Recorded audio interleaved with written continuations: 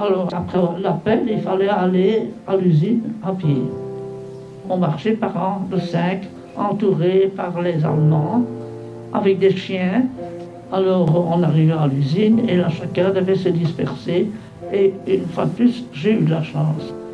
Au début, je devais pousser des chariots avec des bacs de douilles, des douilles pour les mitrailleuses. Et un jour, je suis devenu malade. J'étais malade. C'était dur à pousser ce chariot. Moi, je n'étais pas grosse. Je mesurais 1,70 m et je pesais 55 kg, donc je n'avais pas de force. Hein. Et déjà, la 4 ans de guerre, c'est ce que je dis toujours à mes compagnes.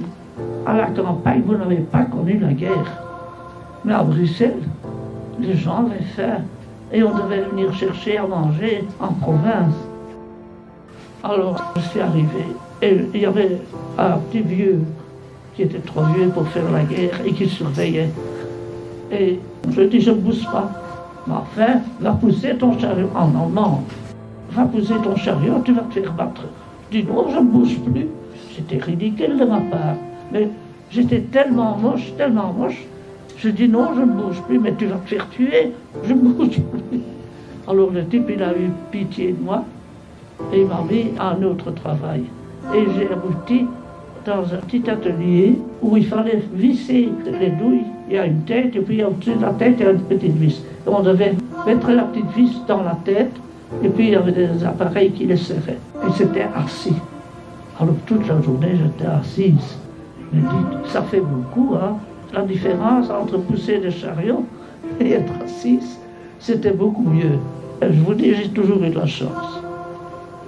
Donc, on venait nous harceler parce qu'on ne travaillait pas assez vite. Bien sûr qu'on ne travaillait pas assez vite.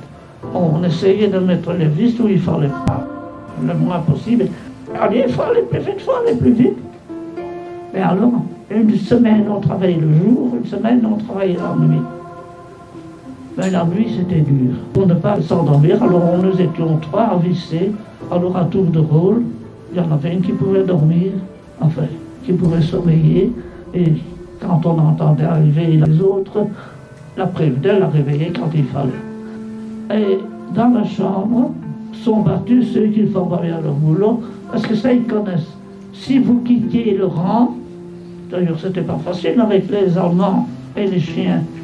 Celle qui quittait le rang, on la battait, hein, et on la laissait là. Alors on retourne au camp, on avait froid.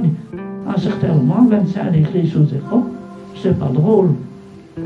Mais dans ma chambre, j'ai une fois de plus eu la chance. Il y avait 3 personnes âgées qui devaient travailler à la cuisine, éplucher le rutabaga et s'occuper de faire la soi-disant soupe, et une autre qui devait nettoyer et enterrer les morts. Et celle-là, celle qui travaillait à la cuisine, recevait une assiette supplémentaire. Et celle qui travaillait, qui enterrait les morts, recevait aussi une assiette supplémentaire. Et qu'est-ce qu'elles ont fait? Elles étaient chics. Nous étions 3 petites jeunes de moins de 20 ans. Et elles apportaient une partie de leur supplément pour les petites jeunes. N'empêche qu'il y en a, elles sont mortes très jeunes. Il y avait des jeunes de 14 et 15 ans, mais elles n'ont pas pu pour longtemps. Et alors nous restions 3 jeunes et elles partageaient leur rap entre les 3 jeunes. C'est avoir la chance. Ça vous tient en forme malgré tout. Enfin, en forme, soi-disant. J'ai eu de la chance. Et alors dans la chambre, la nuit, on nous enfermait. Il fallait aller à la toilette la nuit, mais c'était fermé à clé. Alors il y avait des grands bidons, comme des vieux bidons d'essence, auxquels ils avaient attaché les poignets. Et le matin, il fallait, à tour de rôle, aller vider ces bidons. Et il y avait une chef de chambre qui était responsable de l'ordre, des lits bien faits, de la propreté, parce qu'il fallait nettoyer sa chambre. Et il fallait tous les matins donc faire un roulement dans la chambre pour aller vider les pubeuses. À un certain moment, on m'a nommé chef de chambre. Et la chef de chambre devait se lever plus tôt pour aller chercher le pain. Alors on avait un pain allongé, un pain en tranches, et il y avait une tranche par personne. Des grandes tranches et des petites tranches. Il fallait faire un roulement pour que chacun ait une fois la petite tranche et la grande tranche. Et un jour, donc, je distribue et je me servais en dernier lieu. Il n'y avait plus de pain. Eh bien, je tiens à le raconter pour montrer quand même l'atmosphère et la gentillesse de certaines personnes.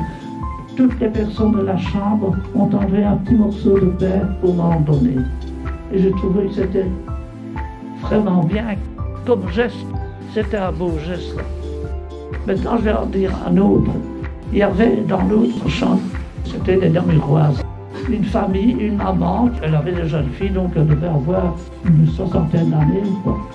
Elle était là avec ses deux filles, et c'était une personne qui était assez forte au départ. Et elle a souffert de la faim, parce que les personnes qui sont fortes souffraient plus de faim, elle mangeait plus que moi. Je n'étais pas une grosse mangeuse. Elle avait tellement faim, vous savez ce qu'elle a fait? Elle a volé le pain de ses filles. Il ne fallait pas demander si elle avait faim.